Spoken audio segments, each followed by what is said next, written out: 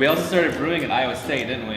Yes. Yeah. So we've been brewing beer almost for 10 years now. We started the most basic way. Somebody gave us a homebrew kit for Christmas, and we cooked that up on our apartment stove and just really liked it. It kind of merges our two backgrounds, engineering and food science, and it was a fun hobby for us to do together. The first couple batches are not good, I don't think, for anybody. If they tell you that, they are absolutely lying. So our business is Brightside Aleworks. The name comes from how we tend to approach the business and being entrepreneurs. We try to see the bright side of things, be optimistic.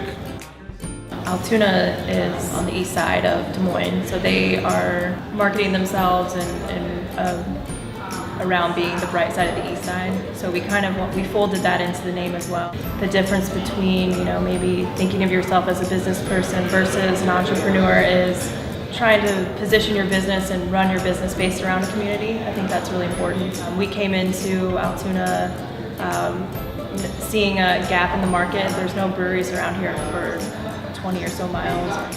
I would say being an entrepreneur means not only creating a good idea, but putting in the work to make that idea a reality. We really wanted to have a good variety of beers.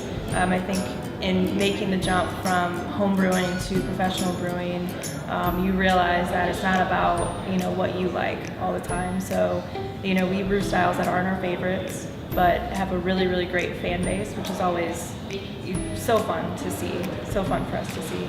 And then we try to keep up with the trends that are going on. We have a lot of hoppy beers that are really popular. Those are really fun to make. We try to do stouts that have interesting flavors. We do fruit beers.